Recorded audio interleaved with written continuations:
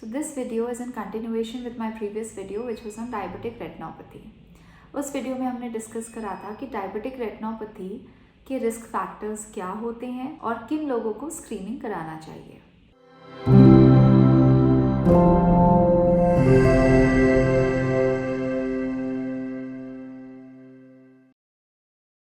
नमस्कार, मेरा नाम डॉक्टर श्रेया नायक है और मैं एक्यूरा विजन क्लिनिक रूप नेत्रालय मेरठ में काम करती हूँ एज अ रेटिना कंसल्टेंट। आज हम बात करेंगे कि स्क्रीनिंग कैसे होता है।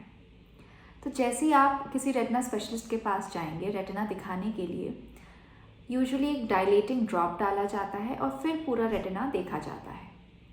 डायलेटिंग ड्रॉप्स हमारे भूरी पुतली को फैलाकर पीछे का पर्दा देखने में हमारी मदद करते हैं।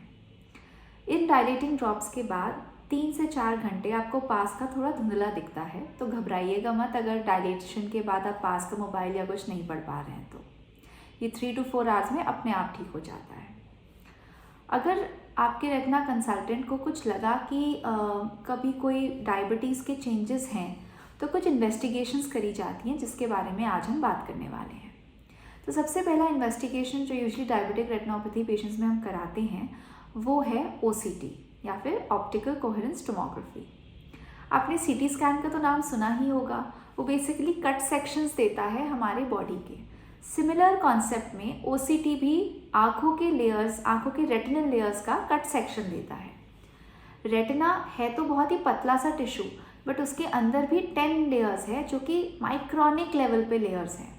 तो वो डॉक्टर हर लेयर को देख नहीं पाता, पता नहीं चलता समटाइम्स कि कौन से लेयर में प्रॉब्लम है। तो उसको देखने के लिए हमें OCT करना पड़ता है। अब डायबिटिक रेटिनोपैथी में एक बहुत कॉमन बीमारी है कॉल्ड डायबिटिक मैक्युलर एडिमा या फिर पर्दे का सूजन होना। ये पर्दे का सूजन देखने के लिए हमें बहुत बार OCT की मदद चाहिए होती है, ये देखने के लिए कि कितना स्वेल्ड अप है आपका रेटिना या फिर कितना रिसाव आ चुका है आपके रेटिना में। तो OCT is the first investigation. OCT का मैंने एक पूरा सेपरेट वीडियो बनाया है जिसमें मैंने ये दिखाया है कि OCT कैसे किया जाता है और OCT के इंडिकेशंस क्या होते हैं। You can find the link in the description below. So next investigation is fundus fluorescence angiography. आपने एंजियोग्राफी हार्ट की तो सुनी ही होगी, लेकिन आँखों की नाड़ियों की भी एंजियोग्राफी होती है जो कि डायबिटिक्स में ईयरली वंस एटलीस्ट कराना चाहिए उन लोगों को जिनमें डायबिटिक रेटिनोपैथी है। अब मैंने अपने प्रीवियस वीडियोज़ में बहुत बार बताया हुआ है कि आँखों का जो पर्दा है वो दिमाग का हिस्सा होता है, तो उसको बदला नहीं जा सकता, उसी के साथ जीना पड़ता है। और उस टिश्यू में, उस रेटिना में बहुत सारे छोटे छोटे ब्लड वेसल्स होते हैं। जो ब्लड वेसल्स होते हैं वो शुगर के मरीज़ों में फट जाते हैं जगह जगह। कई बार वो फट के अपने आप बंद हो जाते हैं, कई बार वो लीकी होते हैं, मतलब बह रहे होते हैं। अगर बह रहे होते हैं तो उसका इलाज ज़रूरी है, नहीं तो आगे चल के आँखों में बहुत सारी ब्लीडिंग और एडिमा हो सकता है। तो उसको देखने के लिए हम फंडस फ्लोरेसेंस एंजियोग्राफी करते हैं।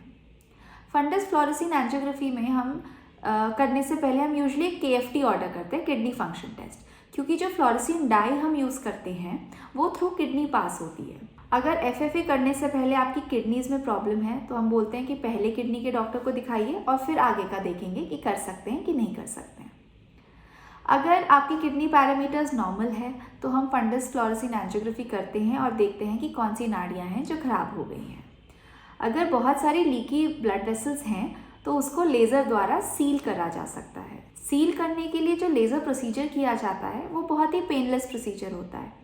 थोड़ा आपको डिस्कम्फर्ट हो सकता है बिकॉज बहुत ज़्यादा लाइट लगती है, कई लोगों को फोटोफोबिया हो जाता है, but other than that it's a painless procedure. तो चलिए देखते हैं कि फंडस फ्लोरेसेंस एंजियोग्राफी होती कैसी है। तो पहले हम पेशेंट का BP लेते हैं, डायलेट करते हैं और देखते हैं कि फिटनेस है कि नहीं। फिर हम पेशेंट को इस मशीन के आगे बैठाते हैं और एक छोटे नीडल के थ्रू बॉडी में फ्लोरेसेंस डाला जाता है। फ्लोरेसेंस जो होता है obviously fluorescent yellow and green colour का होता है। तो ये फ्लोरेसेंस डाई समझाया जाता है पेशेंट को कि किडनी के थ्रू निकलेगी, तो 2-3 दिन के लिए थोड़ा यूरिन उस कलर का होता है, थोड़ा गाढ़ा येलो कलर का होता है, तो उससे डरिए ना। उसके बाद जब फ्लोरेसेंस इंजेक्ट हो जाती है बॉडी में, उसके 10 to 15 सेकेंड्स के बाद हम फोटोज़ लेते हैं। अब मैं आपको दिखाती हूँ कि ये फ़ोटोज़ दिखते कैसे हैं। तो आप देख ही सकते हैं कि ये बहुत स्टार्टिंग फेजेस है एंजियोग्राफी का और ये लेट फेज़ है एंजियोग्राफी का। तो लेट फेज़ में हमें ये पता चलता है कि ब्लड वेसल लीक कर रही है कि नहीं कर रही। अगर लीक कर रही है तो हम उसको एडिक्वेटली लेज़र करते हैं and that is how the treatment of diabetic retinopathy is done.